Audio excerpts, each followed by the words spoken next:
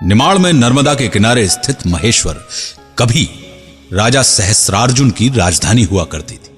92.7 big FM पर आप सुन रहे हैं धरोहर, मेरे यानी आशुतोष राणा के साथ, और मैं सुना रहा हूं कहानी मां नर्मदा की। मेरी मिट्टी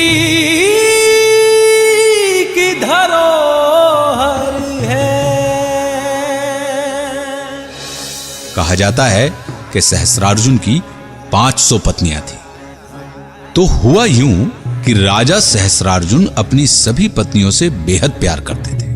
उनकी किसी भी बात को वे नहीं टालते थे। एक दिन सारी पत्नियों ने आकर सहस्रार्जुन से कहा, स्वामी, बहुत दिन हो गए हम लोगों ने आपके साथ वन भ्रमण नहीं किया। हम सभी चाहती हैं कि आप शीघ्र ही कोई आयोजन करें।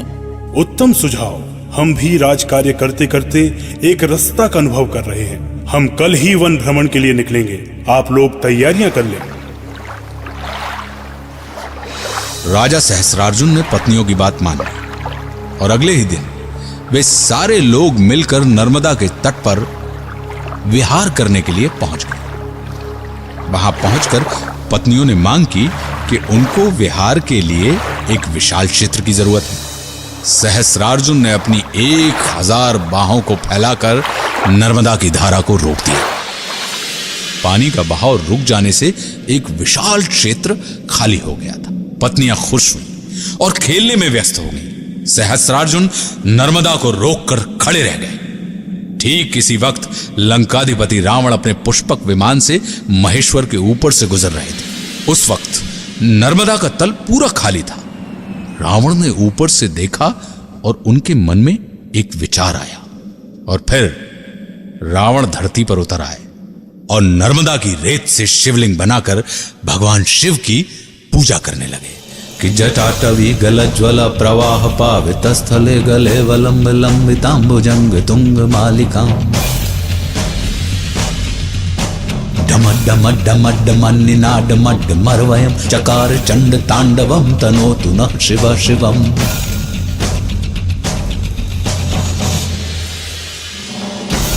इधर सहस्रार्जुन की पत्नियां थककर नदी तट पर लौट आईं और सहस्रार्जुन ने नर्मदा को अपने बंधन से मुक्त कर दिया।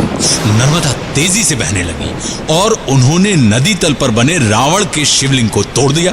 रावण इस घटना से गुस्से में पूरी तरह जल गए और नर्मदा को अभिशाप देने के लिए तत्पर हुए। तभी नर्मदा ने रावण को असली कारण बताया। क्षमा करें लंकाधिपति, किंतु आपकी पूजा भंग करने का कारण राजा सहस्त्रार्जुन है, मैं नहीं। भला मैं क्यों भगवान शिव के पूजन में व्यवधान उत्पन्न करूंगी? मूल कारण तो राजा सहस्त्रार्जुन और उनकी पत्नियां हैं। ये सुनने के बाद रावण ने नर्मदा को तो श्राप नहीं दिया, पर वो सहस्रार्जुन के पास पहुंच गया और गुस्से से उसने सहस्रार्जुन से कहा, सहस्त्रार्जुन, तुमने लंकेश की शिव पूजा में व्यवधान उत्पन्न कर अपनी मृत्यु को निमंत्रण दिया। यदि तुम्हारी भुजाओं में शक्ति और शिराओं में क्षत्रिय का रक्त प्रवाहित होता है तो युद्ध करो लंकेश से। सहस्रार्जुन ने रावण के रण की हुंकार को स्वीकार कर लिया था। रावण ने सोचा कि सहस्रार्जुन को हराना इतना मुश्किल नहीं होगा। तभी सहस्रार्जुन ने अपनी 1000 बाहें निकाली और रावण के कुछ समझने से पहले ही सहस्रार्जुन ने रावण को भूमि पर से उठाकर धराशाही कर दिया और फिर रावण के 10 सिरों पर 10 दिए रख दिए और रावण के हाथों में 1। इसके बाद सहस्रार्जुन ने रावण को रस्सी से बांध लिया और राजमहल ले जाकर अपने बच्चों के पलंग से बांध दिया। रावण को कैद में रखा गया और बाद में माफी मांगने पर छोड़ा गया।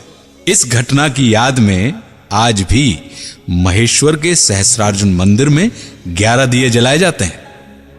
कहते हैं कि नर्मदा तमाम चमत्कारी गुणों से भरपूर है।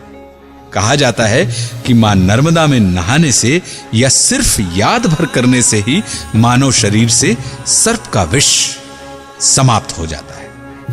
ऐसी अनेक कथाएं कहानियां जुड़ी हैं मां नर्मदा के साथ। तभी आज भी मां नर्मदा भारतवर्ष की सबसे पुण्य पवित्र नदी मानी जाती है। ऐसे और भी कई किरदार और कथानकों को लेकर मैं अगले हफ्ते फिर आपसे मिलूंगा। तब तक सुनते रहिए 92.7 बिग एफएम पर